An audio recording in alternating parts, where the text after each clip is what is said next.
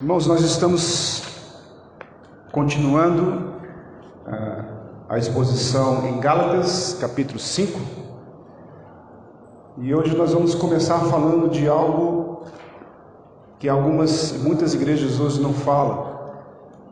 O tema é Vivam no Espírito. Vivam no Espírito. Abram as suas Bíblias em Gálatas, capítulo 5, versos de 16 a 25. E eu vou iniciar com uma pergunta: como você vê o pecado em sua vida? O pecado assume uma vida própria. É como se fosse personificação nas Escrituras. O primeiro homem abriu a porta para ele entrar, o pecado. Você o recebe, ele se instala e toma conta do lugar como se fosse o dono. Inicialmente ele é como um amigo, mas se torna um inimigo e nos machuca. O pecado é como um bichinho de estimação, como um filhote de leão, mas quando cresce, nenhum ser humano, filho de Adão, consegue expulsá-lo. Ele se torna seu senhor e você seu escravo.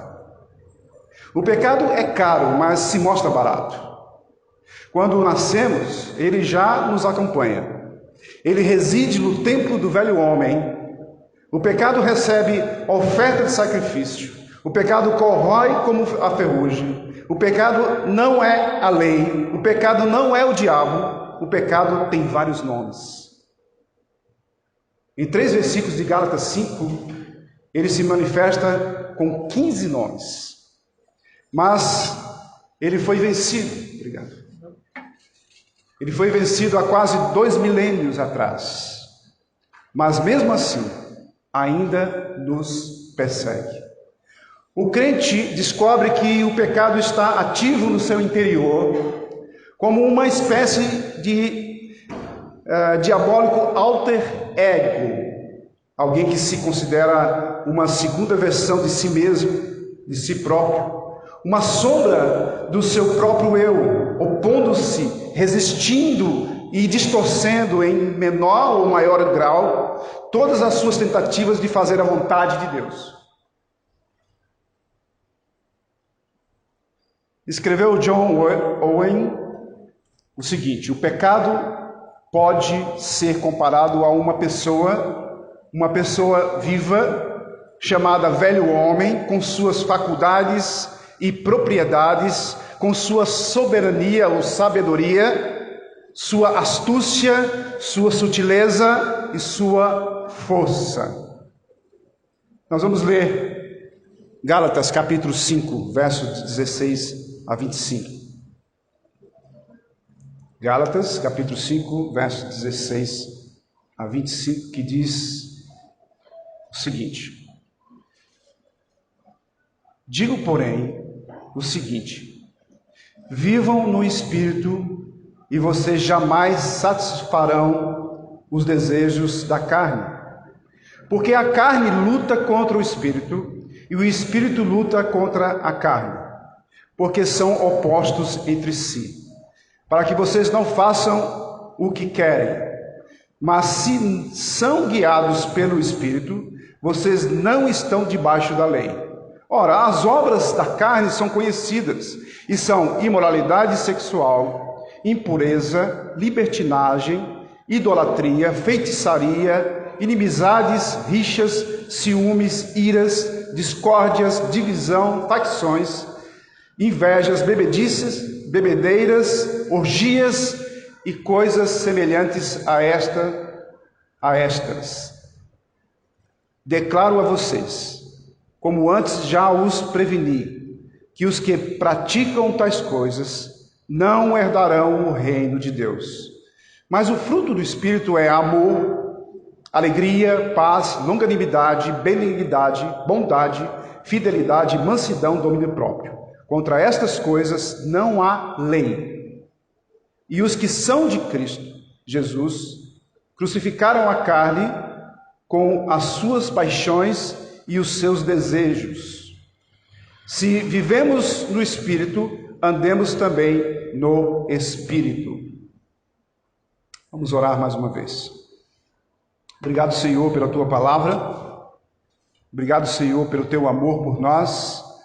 Obrigado, Senhor, porque o Senhor nos protege, nos dá a segurança necessária.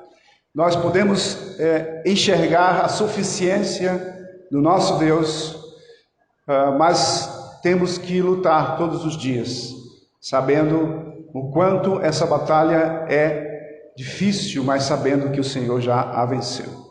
Obrigado, Senhor, por esse tempo. Obrigado pela Tua palavra. Ajuda-nos a compreendê-la. Usa o Teu servo. Que fale, Senhor, aquilo que é necessário aos nossos corações. Que venha de Ti, Senhor. A Tua palavra fala a nós. Obrigado, Senhor, porque o Senhor nos revelou, a revelou, para que possamos andar de acordo com ela. Que nós possamos viver no Espírito. É isso que nós te pedimos, que hoje à noite, cada um de nós, ouvindo a Tua palavra, possa compreendê-la e que nós possamos aplicar em nossas vidas. É isso que nós te pedimos em nome do nosso Senhor Salvador Jesus. Amém. Você pode viver no Espírito por causa do Espírito que vive em você. Vou repetir.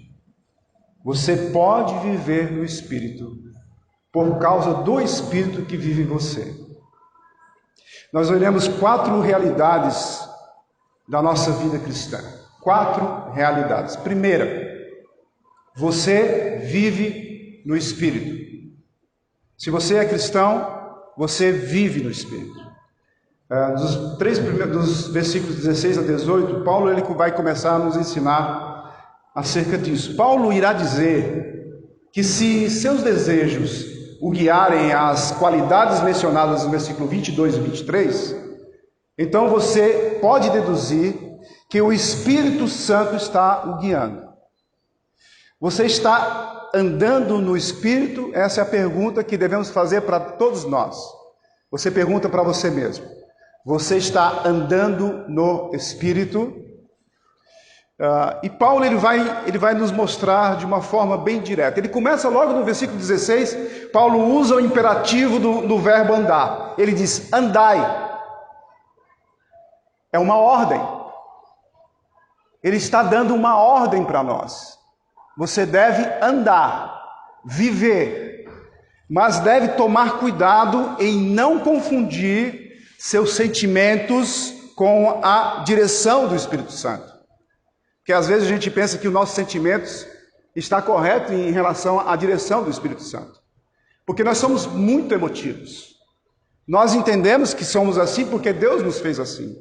Mas nós precisamos discernir e saber o que é realmente fruto do Espírito e o que é sentimentos. Qual é a implicação de andar no Espírito? O ser guiado pelo Espírito Santo envolve o desejo de ouvir. Eu preciso ter o desejo de ouvir. A predisposição para obedecer. A sensibilidade para discernir entre seus sentimentos e a sua diligência para atuar. Quando o Espírito Santo guiar e controlar a sua vida a cada dia, logo as palavras de Cristo estarão em sua mente. O amor de Cristo estará em suas ações. E o poder de Cristo o ajudará a controlar seus desejos egoístas. Mas há uma luta grande no nosso interior. Segunda realidade, você vive com 2 forças conflitivas internas. Natural do ser humano. E diferente para aquele que recebeu Cristo como Senhor e Salvador. É interessante a gente notar, logo no versículo 17, o apóstolo Paulo ele diz, porque a carne milita contra o Espírito, e o Espírito contra a carne. Paulo descreve as 2 forças conflitivas em nós, que acontecem em nós. O Espírito Santo e a natureza pecaminosa. São os nossos maus desejos, ou inclinações ao mal. Nos versos 16, 19 e 24, no 16 ele diz, a concupiscência da carne.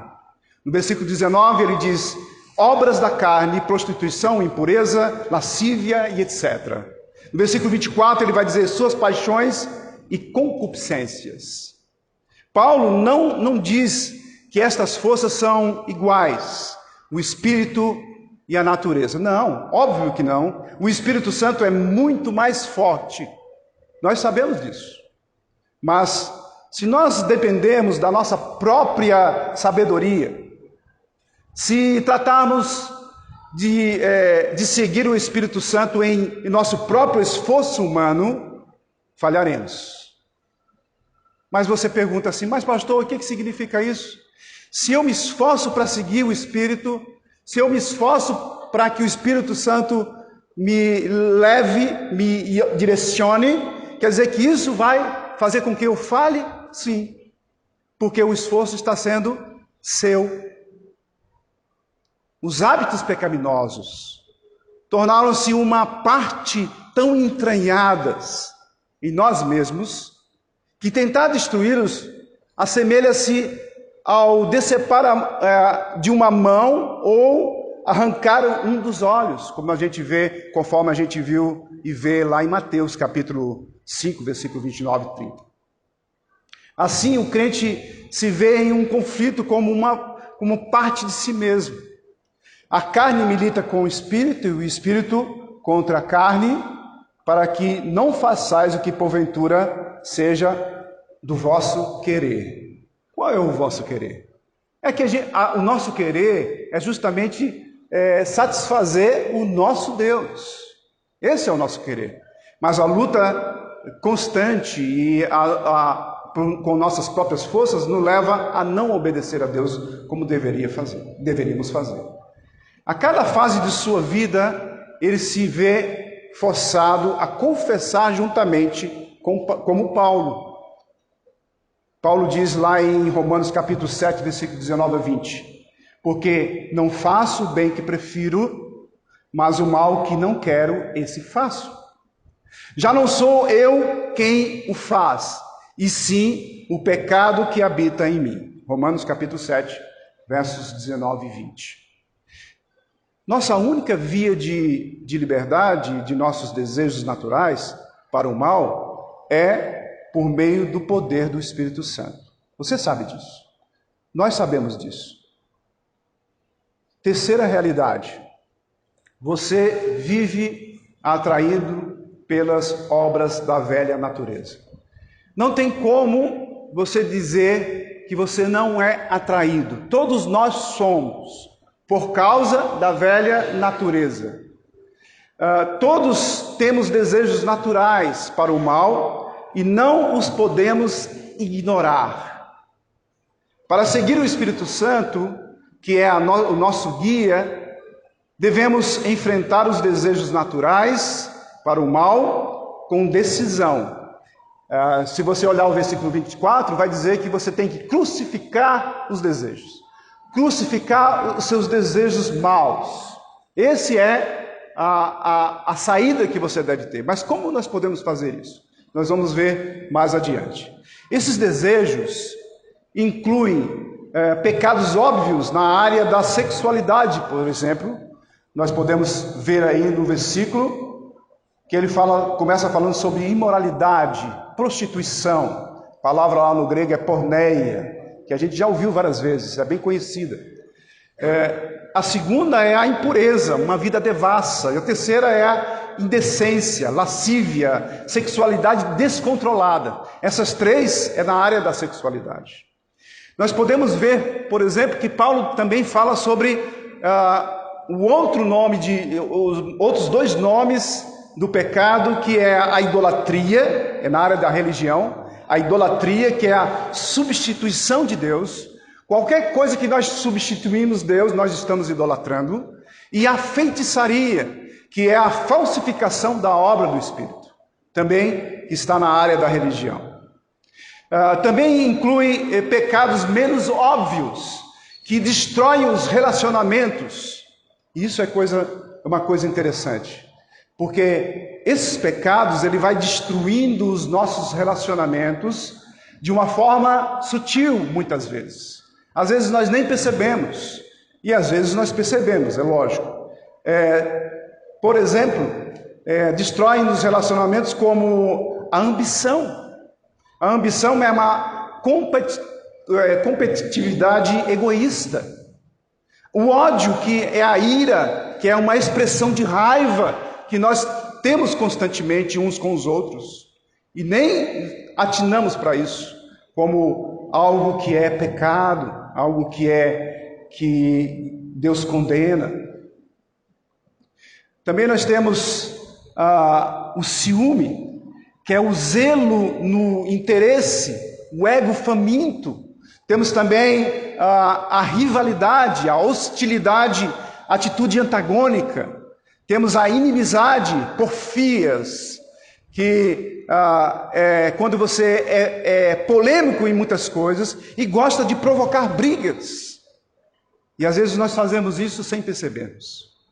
Dissensões, discórdias, divisões entre pessoas, facções, partidarismos, grupos partidários, rivais permanentes. Nós temos também as invejas, motivados pela inveja de ter o que o outro tem. E por fim, nós temos duas palavras que se referem ao abuso de substâncias. Uma é as bebedeiras e outra as orgias ou glutonarias. Todas elas envolvem intoxicação, embriaguez, farras e orgias. Paulo ele vai dando nome a cada pecado, e aqui pelo menos 15 pecados, que a gente às vezes nem percebemos em nossas vidas. Observe a advertência severa de Paulo para quem praticam essas coisas. No finalzinho do versículo 21, você lê lá, Paulo vai dizer: não herdarão o reino de Deus. Não herdarão o reino de Deus. É óbvio que ele se refere a uma prática habitual, uma prática que já está arraigada no seu coração, que você faz isso constantemente, dia a dia, e você já não sente mais porque você está insensível. Então você tem que observar isso. Agora é interessante porque, por outro lado, se for ocasional, se for uma coisa que acontece esporadicamente, que acabam sendo motivo de arrependimento, você pode se arrepender e Deus perdoa. O problema é que às vezes nós praticamos isso todos os dias e podemos pedir perdão todos os dias, e Deus perdoa todos os dias. No entanto, nós não estamos trabalhando no nosso coração. Talvez nós estamos trabalhando somente no nosso comportamento. E por isso não sai do nosso coração o pecado que está nos destruindo constantemente. Quarta realidade: você vive a vida cristã real do fruto do Espírito. A vida cristã, ela só é real se você viver do fruto do Espírito. E esse ponto é o ponto mais crucial, mais importante para a gente observar. Cada fruto do Espírito mencionado em Gálatas capítulo 5, versículo 22 e 23, ele vai nos mostrar que a nossa vida tem que ser pautada, tem que ser alinhada, tem que ser direcionada com o Espírito de Deus em nossa vida, nos mostrando e nos fortalecendo para a gente andar no fruto do Espírito. Versículo 22 e 23 diz: mas o fruto do Espírito é amor, alegria, paz, longanimidade, benignidade, bondade, fidelidade, mansidão, domínio próprio. Contra essas coisas não há lei. Fruto do Espírito é a obra espontânea do Espírito acontecendo em nós. O Espírito Santo, ele age em nossas vidas espontaneamente, nos dando a solução para os nossos problemas em relação ao pecado. Se quisermos que o fruto do Espírito se desenvolva em nossas vidas, devemos unir nossa vida à de Jesus Cristo. É óbvio que você já deve ter unido a sua vida a Cristo. Quando você recebeu Cristo como Senhor e Salvador, já houve uma união. Agora você é uma nova criatura e você está em Cristo. Se você está em Cristo, você é uma nova criatura. Então, essa união com Cristo é o primeiro passo que nós damos por causa do próprio Espírito que vem a nós para andarmos no Espírito. Devemos conhecê-lo. Quem é Jesus? Jesus é aquele filho do carpinteiro que viveu ali numa cidadezinha pequena, que nasceu numa cidade insignificante, que foi alguém que aparentemente não tinha nada a oferecer, mas nós sabemos, e você sabe quem ele é, você deve conhecê-lo. Mas conhecer a Cristo não é só saber quem ele é, ou ler a biografia dele que está nos evangelhos. É mais do que isso. Conhecê-lo é estar íntimo com ele, estar andando com ele, estar sempre conversando com ele, amá-lo. Eu amo a Cristo? Você ama a Cristo verdadeiramente? Você entende quem é Cristo na sua vida? Recordá-lo. Nós recordamos Cristo, sabe quando? Quando nós estamos fazendo a ceia do Senhor. A ceia do Senhor é o ponto crucial para você relembrar quem é Cristo e o que Ele fez por você. Isso é primordial na nossa vida. Ele sabia disso e Ele fez isso justamente para que você pudesse recordá-lo. O que Ele fez por você, o que Ele fez por mim. E o mais interessante, você tem que imitá-lo. Se você não imitar Cristo, você não está tendo o fruto do Espírito. Se você não olha para Cristo e o conhece e o recorda dele e ama a ele e o ama e o imita, você não está andando no Espírito. Você não está vivendo no Espírito. Por que Paulo disse fruto? A analogia do crescimento. Toda planta, toda a árvore frutífera cresce. E ele fala de um crescimento que é gradual. Compare o crescimento da batata, por exemplo. Nós não a vemos crescer, mas depois de certo tempo será visível. Você vai ver a batata. Grande. Crescimento é inevitável. Plantou na terra, vai crescer. Haverá um crescimento. É como se... fazer uma comparação. O crescimento é inevitável e ele se mostra realmente com muita força. O crescimento do fruto do Espírito em nossa vida tem que ser com muita intensidade. É como se num túmulo caísse uma semente e o túmulo fosse coberto de mármore.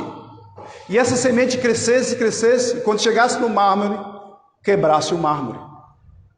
Isso é que é intensidade ou é um crescimento inevitável, que se mostra, que aparece, que rompe as barreiras.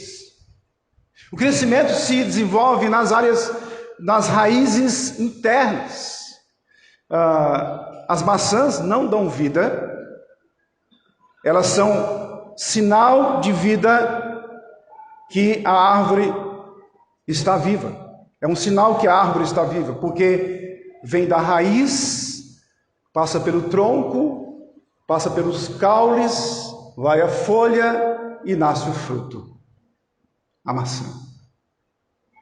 A gente tem que fazer essa analogia, por isso que Paulo usa essa analogia, para a gente ter uma ideia melhor do que é realmente fruto do Espírito. O crescimento cristão é simétrico, e esse é bem interessante. Paulo, ele usa no singular fruto. Você não vê frutos do Espírito, mas você vai ler fruto do Espírito para descrever uma lista de qualidades. Pelo menos 9 aí a gente viu. Em outras passagens, Colossenses tem mais algumas.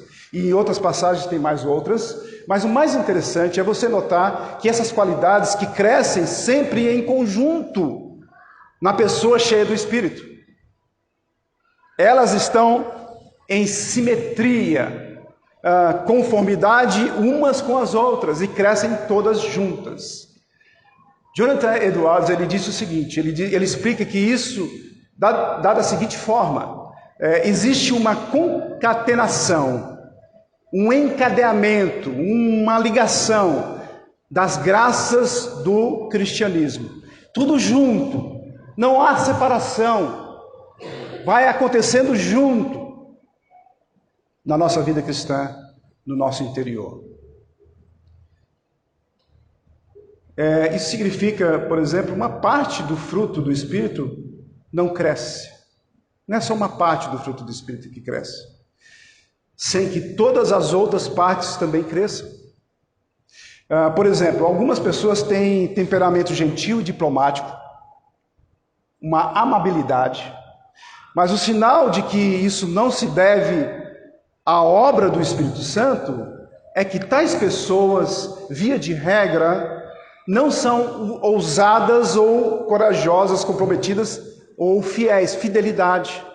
Então ela tem algo que aparenta ter, que parece ser fruto do Espírito, mas não é fruto do Espírito. É uma sensibilidade, é um temperamento, é algo que nasceu com ela, que Deus deu como um dom, mas que não é fruto do Espírito. Então esse tipo de amabilidade não é humildade espiritual real, mas apenas uma docilidade temperamental. Então você vai ver alguém muito bonzinho, muito pacato, muito manso, mas não significa que por essa pessoa ser mansa, você vai dizer, olha, esse daí tem o fruto do Espírito. Não, porque você tem que ver as outras qualidades. E todas as qualidades crescem iguais, gradativamente, na vida de um cristão, na sua vida, na minha vida. João ensina, em 1 João capítulo 4, versículo 20, um versículo conhecido da gente, que diz assim: se alguém disser, amo a Deus, mas odeia o seu irmão, esse é mentiroso. Observe o que ele diz. Ele não está dizendo, se um homem ama a Deus, mas não ama seu irmão, falta-lhe equilíbrio. Ele não está dizendo isso. Não, ele está dizendo, ele o chama de mentiroso. Portanto, o fruto do Espírito não é uma questão de temperamento, não. Fruto não é o resultado do cristão individual que busca conhecimento, sob a direção e a ajuda do Espírito em todas as áreas do caráter cristão. O verdadeiro amor a Deus, amor, que é o fruto do Espírito, sempre se faz acompanhar do amor pelos outros, que é a bondade. Então, se eu amo a Deus, eu tenho bondade com o meu irmão, então eu estou tendo o fruto do Espírito. Não somente esses dois, mas um exemplo para você entender que essas qualidades andam juntas e crescem juntas. Portanto, você deve saber praticar. Versículo 22. Ágape, amor. É interessante que você servirá uma pessoa para o bem dela e por seu valor intrínseco. Não pelo o que ela pode te proporcionar. O seu oposto é o medo, autoproteção e abusar das pessoas. Esse é o oposto do amor. O amor é algo que vem naturalmente e vai com atitudes que você tem em relação ao próprio fruto do Espírito que fomenta, que ativa você a fazer essas coisas. Depois vem o hara, que é alegria. E alegria, você se deleitará em Deus pela pureza e pela beleza e o valor que Ele é. Então, a alegria vem naturalmente quando você se deleita em Deus, quando você contempla Deus, quando você está ouvindo a voz de Deus, quando você fala com Deus, você se alegra. E isso é natural. Também, eirene, que é paz, você confiará e descansará na sabedoria e no controle de Deus. Você sabe que quem lhe dá a verdadeira paz é Cristo Jesus, e você vai descansar naquilo que você sabe, na sabedoria e no controle do próprio Deus. Nós temos a palavra paciência ou longanimidade. Você terá a capacidade de enfrentar problemas sem perder a cabeça. Paciência. A atitude de ter paciência vem de muitas ocasiões que temos, dia após dia, onde a gente vai confrontar a nossa paciência. Todos os dias nós devemos fomentar a nossa longanimidade. Como é que a gente entende isso? Como é que a gente vive uma vida cristã plena, no fruto do Espírito, se não for pelas ocasiões que acontecem dentro da igreja e no nosso dia a dia dentro da família? Longanimidade, capacidade de esperar sem perder a cabeça. Tem a benignidade. Você, junto também com a bondade, é muito parecido. Benignidade, você saberá que foi criado para fazer o bem. No trabalho, em casa e a todas as pessoas. A bondade, que é a integridade também, você será íntegro, reto em seu coração e vida. E será gentil em qualquer lugar e não será hipócrita. Isso é bondade. Tem a palavra no grego pistis, que é fidelidade. É interessante, você terá honestidade absoluta, confiança absoluta, lealdade firme em satisfazer as exigências de Deus. Tem a palavra mansidão ou amabilidade, humildade ou abnegação. Essa palavra você terá a mansidão de Cristo no trato com os outros, com consideração, em espírito manso.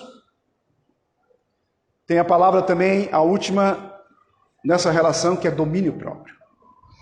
Você terá não somente o controle dessas paixões, mas também de si mesmo. Habilidade para evitar excessos e colocar o importante acima do urgente. O importante acima do urgente. Domínio próprio. Nós não fazemos isso normalmente, nem naturalmente, lógico. Nós não colocamos o importante acima do urgente. Nós queremos fazer sempre o urgente e às vezes esquecemos do importante. Isso é domínio próprio também. Devido a que o mesmo Deus que enviou a lei também enviou o Espírito. O resultado de uma vida cheia do Espírito estará em harmonia perfeita com a intenção da lei de Deus. Com o fruto do Espírito você cumpre a lei muito melhor do que uma pessoa que observa os rituais e que tem muito pouco amor em seu coração. Assim você crescerá no processo de santificação, desenvolvendo o fruto, vencendo o pecado da sua velha natureza. O nosso maior desafio é a gente vencer a velha natureza. Versículo 24 diz o seguinte: e os que são de Cristo Jesus crucificaram a carne com suas paixões e os seus desejos. Ele não diz crucificarão, mas ele diz crucificaram, porque Cristo crucificou todas as paixões e desejos dos pecados. Se queremos ter convicção de Cristo como Salvador, irmãos, devemos nos apartar dos nossos pecados, cravar voluntariamente nossos maus desejos naturais à cruz.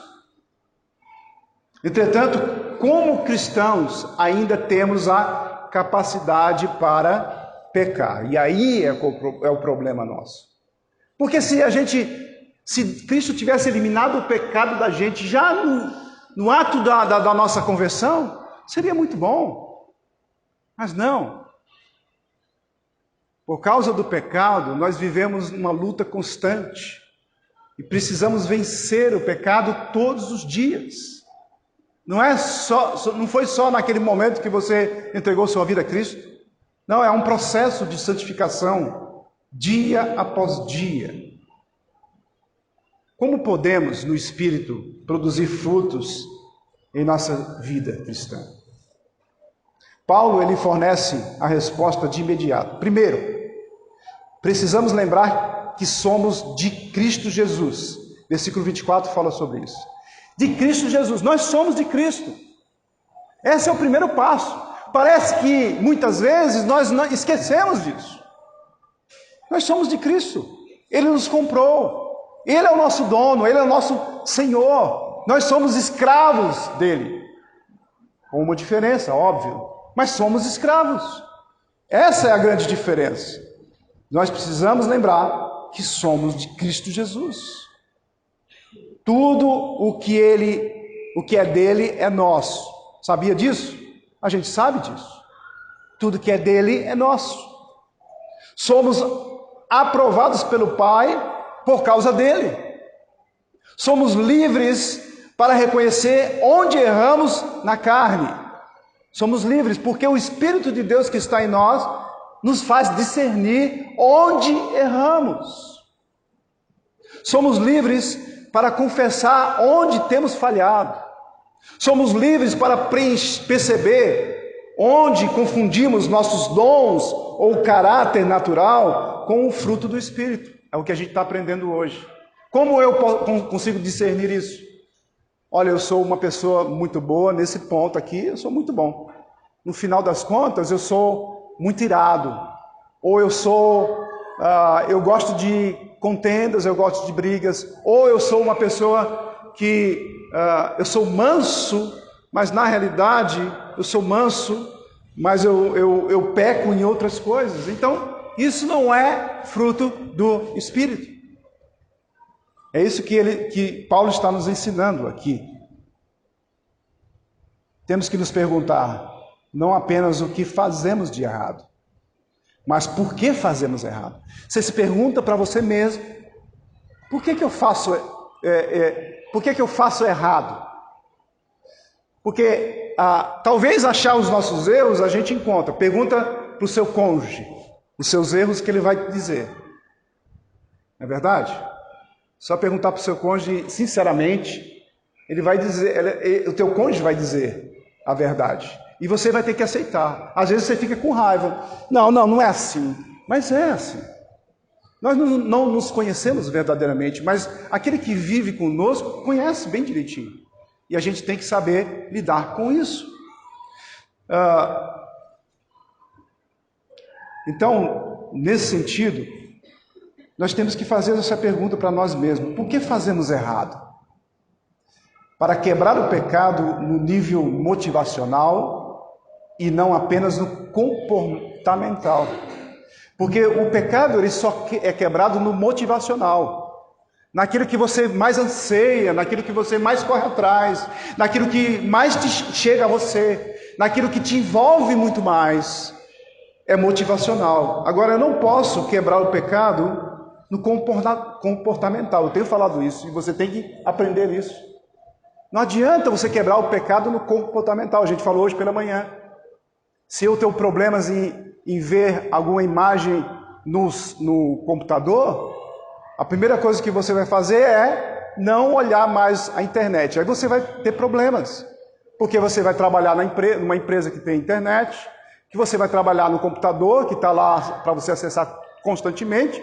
Como é que você vai fazer isso? É como se fosse a gente não pode nem fazer esse exemplo na questão do sábado, do adventista, quando ele diz assim, ele entra na empresa, tem que trabalhar no sábado, ele diz, eu não posso trabalhar no sábado não. Se o senhor não quiser, é assim mesmo.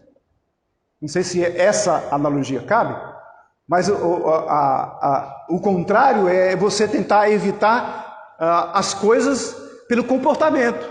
Se você não identificar no seu coração, não adiantou absolutamente nada, porque aquele comportamento não vai lhe dar a condição para você não fazer mais, porque o primeiro momento que você tiver oportunidade, você vai cair de novo. E você vai pedir perdão, e você cai, e você pede perdão, e você cai, e você pede perdão, e daqui a pouco você fica insensível, e aquilo ali fica tão natural que você não pede mais nem perdão a Deus. E aí você já está enredado, você já está amarrado no pecado. Esse é o problema nosso. Muitas vezes acontece conosco esses problemas. Por isso que ele tem que ser quebrado no motivacional e não no comportamental. Segundo, Paulo não está ensinando, basta dizer não ao pecado. Você já viu, tem aquela terra, não às drogas, né? Tem aquele símbolo, não às drogas, é a mesma coisa, não ao pecado, não ao pecado. Ótimo, isso é bom, mas não basta só isso. Não basta você dizer, olha, não peque, ou eu não vou pecar mais. Não é só isso, tem algo muito mais profundo do que isso. Mas o que devemos, é que nós devemos achar o motivo. Qual é o motivo do seu pecado? Por que você peca? Qual é o motivo que você desliza, que você constantemente cai? Você tem que identificar isso na sua vida. E aí, Paulo não está falando de um processo passivo. O cristão pode dizer, estou crucificado com Cristo. Nós vemos isso no capítulo 2, versículo 19. Mas como se esse fosse o feito realizado por nós, estamos livres da condenação do pecado, como se já tivéssemos pago a penalidade nós mesmos, com nossa própria morte. A morte de Cristo foi nossa morte. E, portanto, nós fizemos isso em Cristo. Não foi passivo. Foi ativo. Nesse sentido, foi ativo. Por que é ativo? Porque se não fosse assim, irmãos, Deus olharia para nós e veria o nosso pecado. Deus olha para nós e vê Cristo em sua vida. Se Ele olhasse para você e visse o pecado, Ele te exterminaria. Por isso Ele vê você, quando Ele olha você, Ele vê o Filho. Porque a morte de Cristo foi a nossa morte. Nós fizemos. Nós fomos crucificados lá com Cristo. A palavra de Deus nos ensina isso. Por isso nós somos ativos nesse sentido e não passivos. Mas a passagem do versículo 24, capítulo 5, fala de uma crucificação contínua e que nós mesmos submetemos nossa carne quando matamos a velha natureza dentro de nós. Então ele está falando ali, crucifica os seus desejos, leve à cruz os seus desejos, que já foi pago lá na cruz, mas você tem que lidar com isso todos os dias. E você tem que crucificar os seus super desejos. E esse é o problema maior que nós temos que enfrentar. Portanto, um terceiro que Paulo diz, precisamos andar sobre a direção do Espírito. Versículo 25. Precisamos andar na direção do Espírito. Trata-se de um processo positivo, não de simples abrir mão das coisas. Não é só isso. Trata-se de um processo ativo que nós fazemos. Eu e você devemos fazer. São atitudes constantes em nossa vida. Trata-se de algo mais do que simples obediência, embora não seja menos do que simples obediência, mas só obedecer a Deus e pronto. O Espírito é uma pessoa viva. O problema é que às vezes nós não damos ênfase ao Espírito. Terceira pessoa da Trindade, que é a da mesma essência do Deus Pai e Deus Filho. Às vezes, grupos dão ênfase ao Espírito tão exagerado que fica falando em língua de todo jeito, não sabe nem o que está dizendo. Esse é um problema sério. Agora a gente não pode ser nem 8 nem 80 em muitas coisas, e o Espírito é uma pessoa que está vivo em nós, que tem sentimentos, que se entristece. Como a gente pode entender que recebemos o Espírito de Deus em nossa vida, que somos templo do Espírito Santo, e nós não cuidamos do nosso templo? Nós deixamos ser levados pelo pecado constantemente. O Espírito Santo de Deus que está em nossa vida, que glorifica e enaltece as obras de Jesus. Identificamos em nós os super desejos. Você tem super desejos? Vocês têm? Todos nós temos super desejos que nos leva, que nos aprisiona, que não nos deixa livres, mesmo em Cristo Jesus. Como é que é isso? Paulo mostra isso. Só que eu preciso matar esse super desejo, que nos levam a pecar. Então, devemos substituí-los por quem? Por Cristo. É Cristo que tem que ser substituído aí. Esse é apenas um exercício intelectual. Você sabe, intelectualmente você entende. A palavra está escrita. Ela diz isso para você, intelectualmente. Mas devemos cultuar a Cristo com a ajuda do Espírito Santo, adorando-o até nosso coração considerá-lo mais belo do que o objetivo que sentíamos que tínhamos de alcançar, que é o nosso desejo, o super desejo. Então vamos entender isso. Cristo é tudo para nós. Às vezes não parece.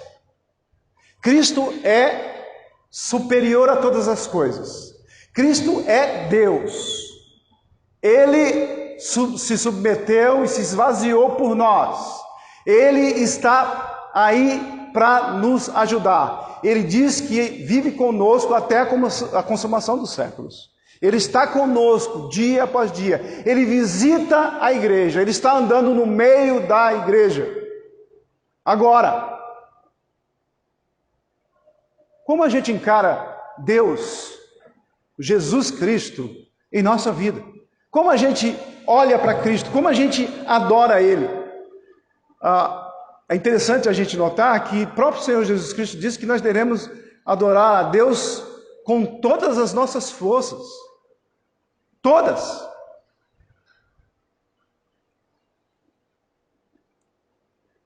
Fazendo isso, decretamos a morte da nossa velha natureza carnal, abrindo espaço para o fruto do Espírito se desenvolver, e descobriremos esse desenvolvimento do fruto, transformando-nos mais e mais na pessoa que ansiamos ser e que Deus quer que sejamos.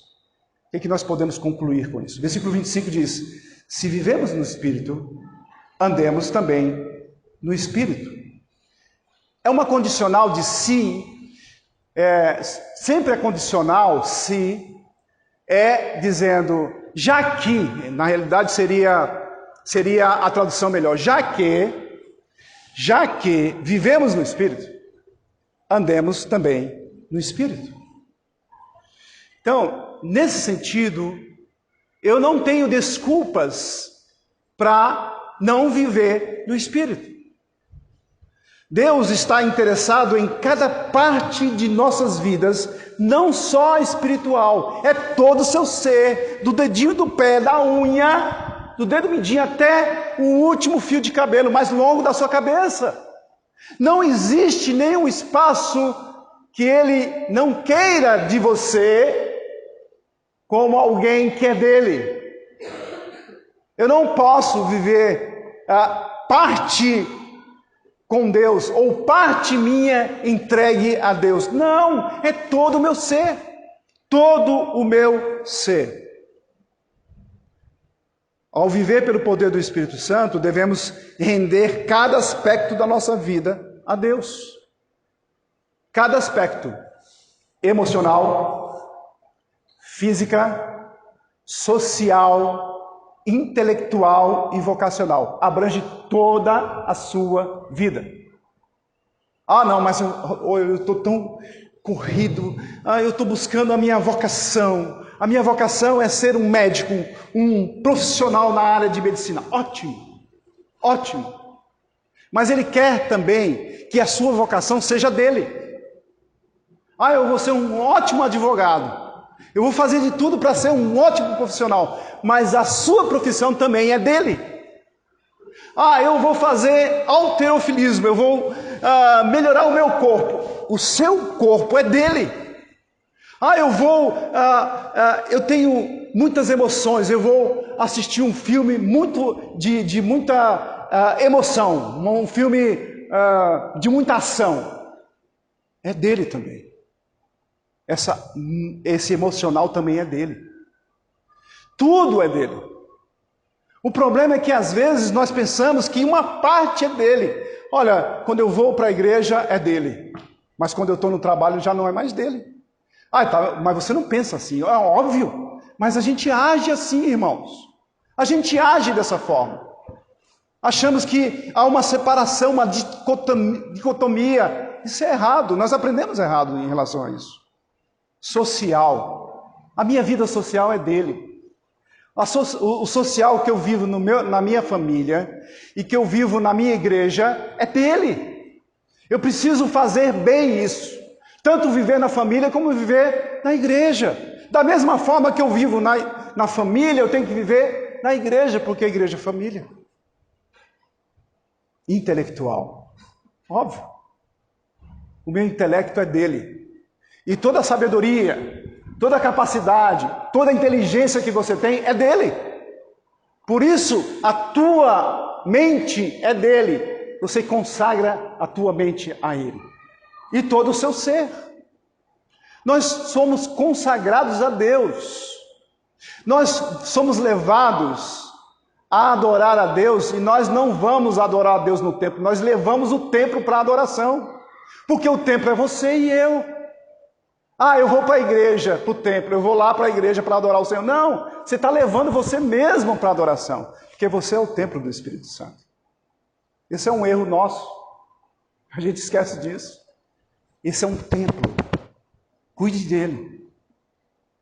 Olha o que você está fazendo com ele, porque é através da carne, que não é pecaminosa, mas por causa da sua velha natureza pecaminosa, você é levado a pecar constantemente. Paulo diz... É salvo, portanto, viva de acordo com esta realidade. Você é salvo, viva como salvo. Como é que a gente é salvo e a gente não vive como salvo? Como é que a gente vive como salvo? É outra realidade muito diferente. Eu vou viver no mundo, eu vou fazer parte deste mundo, na minha profissão, na minha diversão, você não consegue separar isso, na minha intelectualidade para estudar nas faculdades e universidades, que nem todas elas são cristãs. Você vai viver neste mundo, mas com uma diferença grande. Você é salvo, por isso você é diferente. O Espírito Santo é a fonte de sua nova vida, de modo que caminhe com o Espírito. Não é questionável, irmãos, se nós, como cristãos, não estamos crescendo no fruto do Espírito. É questionável. É questionável. Se nós não estivermos crescendo no fruto do Espírito, nós temos problemas sérios na nossa vida cristã, porque o Espírito Santo é fonte de sua nova vida. Portanto, naturalmente, você tem que crescer no Espírito de Deus todos os dias na sua vida. Não permita que nada ou ninguém mais determine seus valores e normas em qualquer área de sua vida, porque os valores e as normas que você tem que seguir é de Cristo. É do Espírito Santo que está em você. Se você vive do Espírito, você também deve andar no Espírito. Você entendeu isso? Você entende que o fruto, ele é concatenado, ele é relacionado, ele é junto, e que se você ama, você também é bom, tem bondade. Se você tem bondade, você tem benignidade. Se você tem benignidade, você tem domínio próprio. Se você tem domínio próprio, você é longânimo. Se você é longânimo, você é manso. E você tem que trabalhar nisso. Mas isso acontece porque o Espírito Santo de Deus está em você. Se você não consegue fazer essas coisas, naturalmente, como cristão, é questionável a sua vida, a minha vida cristã. Ou eu sou de Cristo ou eu não sou. É muito difícil, irmãos, como pregador da palavra, falar sobre a palavra e esperar que a palavra entre e penetre no coração daqueles que estão ouvindo. Porque isso é com Deus, não é nosso. Mas a gente fica aflito, querendo que isso aconteça.